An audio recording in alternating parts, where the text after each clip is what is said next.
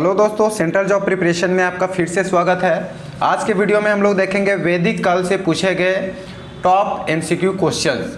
ठीक है, जितने भी क्वेश्चंस देखेंगे वो सारे एग्जाम्स में कहीं ना कहीं पूछे जा चुके हैं। और मेरा जो वीडियोस होगा दोस्तों वो ऐसा नहीं कि कहीं से भी 50 या 100 क्वेश्चंस लेके मैं उसको कराऊं।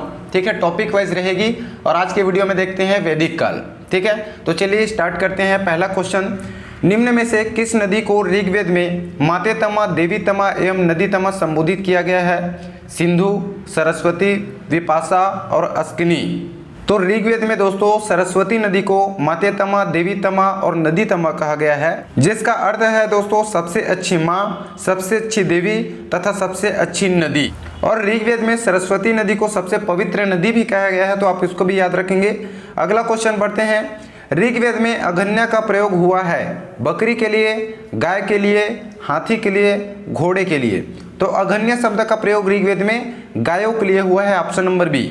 ऋग्वेद में गाय के लिए अघन्या शब्द का प्रयोग हुआ है, जिसका अर्थ होता है दोस्तों ना मारे जाने योग्य।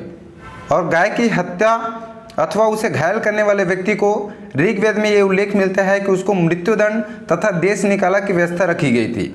अगला क्वेश्चन है, वैदिक कर्मकांड में होता का संबंध है ऋग्वेद से, यजुर्वेद से, सामवेद से या अथर्ववेद से? तो वैदिक कर्मकांड में होता का संबंध ऋग्वेद से है दोस्तों। जो ऋग्वेदिक काल में जो वैदिक हैं यानी कि जो पुरोहित हैं, जो लोग ऋग्वेद पढ़ते थे, वेदों का ज्ञान था, उसको होता कहा जाता था। अगला क्वेश्चन है, तमसो मां ज्योतिर्गमय कथन है मूलतः। ये क्वेश्चन सीजीपीएससी 2016 में पूछा गया है। उपनिषदों का, महाकाव्यों का, पुराणों का और दर्शन का। तो तमसो मां ज्योतिर्गथन जो कथन है दोस्तों वो किसमें से लिया गया है? उपनिषदों से लिया गया है। और कौन से उपनिषद से लिया गया है? तो बृहदारण्यक उपनिषद से। ठीक है, जिसका अर्थ क्या होता है दोस्तों? अंधकार से प्रकाश की ओर। तो इसका आंसर जो है क्या हो जाएगा? उपनिषद। अगला क्वेश्चन है, भारत प्रतीक पर उत्कीर्ण सत्यमेव जयते लिया गया है। ये कई बार पूछा जा चुका है, जैसा कि आप देख सकते हैं साइड में कौन कौन से एग्जाम में पूछा गया है। ऋग्वेद से लिया गया है, भगवद गीता से, मुंडक उपनिषद से या मत्स्य पुराण से? तो सत्यमेव जयते कहाँ से लिया गया है? मुंडक उपनिषद, ऑप्शन नंबर सी। अगला क्वेश्चन है, किस वर्ष में अछूत की अवधारणा स्पष्ट रूप से उद्धरित हुई? सॉरी दोस्तों, यहाँ पे वर्ष के जगह में काल है। किस काल में अछूत की अवधारणा स्पष्ट रूप से उद्धरित हुई थी? ऋग्वेद काल में, उत्तर वैदिक काल में, उत्तर गुप्त काल में या धर्मशास्त्र के समय? तो अछूत की जो अवधारणा स्पष्ट हुई थी वो धर्मशास्त्र के समय हुई थी, ऑप्शन नंबर डी। अगला क्वेश्चन है, महाभारत मूलतः किस रूप में जानी जाती थी? बृहत कथा, ब्राह्मण, बृहत संहिता या जय संहिता? तो महाभारत मूलतः किस रूप में जानी जाती थी? जय संहिता के रूप में जानी जाती थी, ऑप्शन नंबर डी। अगला क्वेश्चन है, पुराणों की संख्या कितनी है? 16, 18, 19 या 21? तो कितने पुराण है दोस्तों? पुराणों की संख्या जो है 18 है, ऑप्शन नंबर बी। और पुराणों की रचना किसने की थी? तो लोमहर्ष ऋषि और उनके पुत्र उग्रसभा द्वारा की गई थी। इसको भी याद रखेंगे, जिनकी संख्या कितनी है? 18 है। अगला क्वेश्चन है, गायत्री मंत्र किस पुस्तक में मिलता है? उपनिषद, भगवद गीता, ऋग्वेद या मनुस्मृति?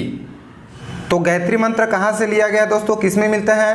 तो ऋग्वेद में उल्लेखित है। ठीक है, ऑप्शन नंबर सी। और इनके जो रचनाकार हैं वो कौन है? विश्वामित्र जी। तो इसको भी याद रखिएगा, इनके रचनाकार कौन है? विश्वामित्र। अगला क्वेश्चन है, सर्वाधिक ऋग्वेदिक सूक्त समर्पित हैं अग्नि को, इंद्र को, रुद्र को या विष्णु को? तो ऋग्वेद में जितने सूक्त हैं उसमें सर्वाधिक किसको समर्पित हैं? इंद्र को, जिसकी संख्या कितनी है? 250 सूक्त समर्पित हैं इंद्र को। वहीं दूसरे स्थान पर दोस्तों अग्नि को है, जिसमें 200 है। ठीक है, तो दोनों याद रखेगा। सबसे अधिक जो सूक्त समर्पित है वो इंद्रदेव को है, ऑप्शन नंबर बी। अगला क्वेश्चन है, ऋग्वेदिक धर्म था बहुदेववादी, एकेश्वरवादी, अद्वैतवादी या निर्वित्तवादी? तो ऋग्वेदिक जो धर्म था दोस्तों वो है बहुदेववादी। ठीक है। अगला क्वेश्चन है, आयुर्वेद अर्थात जीवन का विज्ञान का उल्लेख सर्वप्रथम मिलता है आरण्यक में, सामवेद में, यजुर्वेद में या अथर्ववेद में? तो आयुर्वेद अर्थात जीवन का विज्ञान का उल्लेख सर्वप्रथम कहाँ मिलता है? अथर्ववेद मिलता है, ऑप्शन नंबर डी। अगला क्वेश्चन है, किस वेद में सभा और समिति को प्रजापति की 2 पुत्रियां कहा गया है? ऋग्वेद, सामवेद, यजुर्वेद या अथर्ववेद? तो अथर्ववेद में सभा और समिति को प्रजापति की 2 पुत्रियां कहा गया है, ऑप्शन नंबर डी। अगला क्वेश्चन है, वैदिक युग में प्रचलित लोकप्रिय शासन प्रणाली थी निरंकुश, प्रजातंत्र, गणतंत्र या वंश परंपरागत राजतंत्र। वैदिक युग में प्रचलित लोकप्रिय शासन प्रणाली कौन सी थी दोस्तों? इनमें से वंश परंपरागत राजतंत्र थी। अगला क्वेश्चन है, ऋग्वेद में उल्लेखित यव शब्द किस कृषि उत्पाद हेतु प्रयुक्त किया गया है? जौ, चना, चावल और गेहूं। तो इसका सही आंसर है यव जो शब्द प्रयुक्त किया गया है वो जौ के लिए किया गया है। ठीक है। अगला क्वेश्चन है, ऋग्वेद में प्रसिद्ध 10 राजाओं का युद्ध किस नदी के किनारे लड़ा गया था? परुष्णी नदी, सरस्वती नदी, विपाशा नदी और अस्कनी नदी। तो दासराग युग भी इसको कहा जाता है, 10 राजाओं का युद्ध को। ठीक है। और ये कहाँ लड़ा गया था? तो परुष्णी नदी के तट पर लड़ा गया था, ऑप्शन नंबर ए। और इसमें एक तरफ 10 राजा थे, दूसरी तरफ सुदास। ठीक है, जिसमें राजा सुदास की क्या हुई थी? विजय हुई थी। अगला क्वेश्चन है, गोत्र शब्द का प्रयोग सर्वप्रथम हुआ था अथर्ववेद में, ऋग्वेद में, सामवेद में या यजुर्वेद में? तो गोत्र शब्द का सर्वप्रथम प्रयोग कहाँ हुआ था? ऋग्वेद में हुआ था, ऑप्शन नंबर बी। अगला क्वेश्चन है, बोगाज कोई महत्वपूर्ण है क्योंकि यह मध्य एशिया एवं तिब्बत के मध्य एक महत्वपूर्ण व्यापारिक केंद्र था। यहाँ से प्राप्त अभिलेखों में वैदिक देवताओं एवं देवियों का नाम उल्लेख मिलता है। वेद की मूल ग्रंथों की रचना यहाँ हुई थी और उपर्युक्त में से कोई नहीं। तो इसका करेक्ट आंसर है दोस्तों ऑप्शन नंबर बी। यहाँ से प्राप्त अभिलेखों में वैदिक देवताओं एवं देवियों का नाम उल्लेख प्राप्त होता है। और यहाँ जो अभिलेख पाए गए हैं उसमें ऋग्वेदिक काल के कौन कौन से देवताओं को उल्लेख मिलता है? इंद्र, वरुण, मित्र तथा नासत्य। इसको भी आप याद रखिएगा। अगला क्वेश्चन है, ऋग्वेद में निम्नलिखित किन नदियों का उल्लेख अफगानिस्तान के साथ आर्यों के संबंध का सूचक है? अस्कनी, परुष्णी, कुभा और क्रुमु, विपाशा या शतुद्री? तो ऑप्शन नंबर सी, कुभा और क्रुमु का जो है उल्लेख अफगानिस्तान के साथ आर्यों के संबंध का सूचक है। ठीक है। अगला क्वेश्चन है, आरंभिक वैदिक साहित्य में सर्वाधिक वर्णित नदी है सिंधु, गंगा, सरस्वती या शतुद्री? तो आरंभिक वैदिक साहित्य में सर्वाधिक वर्णित नदी है दोस्तों सिंधु, ऑप्शन नंबर ए। लेकिन यदि यही क्वेश्चन में पूछा जाए कि सबसे पवित्र नदी, तब के केस में याद रखेगा सरस्वती नदी। ठीक है। और सर्वाधिक वर्णित नदी सिंधु नदी है। अगला क्वेश्चन है, नचिकेता आख्यान का उल्लेख मिलता है अथर्ववेद में, शतपथ ब्राह्मण में, कठोपनिषद में, बृहदारण्यक उपनिषद में?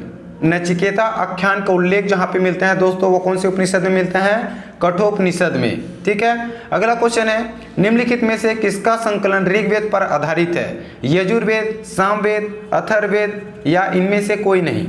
सामवेद में कुल 1875 छंद हैं। ठीक है, जिसमें से 99 को छोड़कर सभी ऋग्वेद में भी उपलब्ध हैं। अतः सामवेद का संकलन ऋग्वेद पर आधारित है। अगला क्वेश्चन है, ऋग्वेद संहिता का 9वां मंडल पूर्णतः किसको समर्पित है? इंद्र को, सोम को, प्रकृति देवतागण को या इनमें से कोई नहीं? तो ऋग्वेद संहिता का 9वां मंडल सोम को समर्पित है। अगला क्वेश्चन है, निम्नलिखित में से कौन सा ब्राह्मण ग्रंथ ऋग्वेद से संबंधित है? ऐत्रेय ब्राह्मण, गोपद ब्राह्मण, शतपथ ब्राह्मण या तैत्तिरीय ब्राह्मण? ऑप्शन नंबर ए, ऐत्रेय ब्राह्मण जो है ऋग्वेद से संबंधित है। ठीक है। अगला क्वेश्चन है, निम्नलिखित 4 वेदों में से किस एक में जादुई माया या वशीकरण का वर्णन है? ऋग्वेद, यजुर्वेद, अथर्ववेद या सामवेद? जादुई माया वशीकरण का वर्णन किसमें मिलते हैं दोस्तों? अथर्ववेद में मिलता है, ऑप्शन नंबर सी। अगला क्वेश्चन है, वर्ण व्यवस्था से संबंधित पुरुष सूक्त मूलतः पाया जाता है ऋग्वेद में, यजुर्वेद में, अथर्ववेद में या सामवेद में?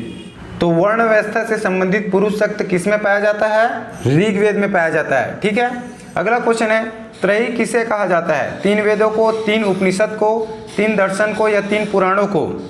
तो त्रयी किसे कहा जाता है दोस्तों? 3 वेदों को त्रयी कहा जाता है। ठीक है।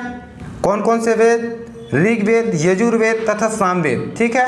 जो अथर्ववेद है उनको छोड़ करके बाकी 3 जो है क्या कहलाते हैं? वेद त्रयी या त्रयी कहा जाता है। अगला क्वेश्चन है, आर्य शब्द इंगित करता है नृजाति समूह को, यायावर जन को, भाषा समूह को या श्रेष्ठ वंश को? तो आर्य शब्द किसको इंगित करता है? श्रेष्ठ वंश को। तो ये जितने क्वेश्चन है दोस्तों अभी हमने हाल ही में देखे एमसीक्यू क्वेश्चंस, ये सारे के सारे जो है एग्जाम में पूछे जा चुके हैं। मेरे द्वारा दी गई जानकारी आपको अच्छी लगी होगी और इसी प्रकार की वीडियोस आप पाना चाहते हैं चैनल को जरूर सब्सक्राइब कर लीजिएगा। मिलते हैं अगले वीडियो में, तब तक के लिए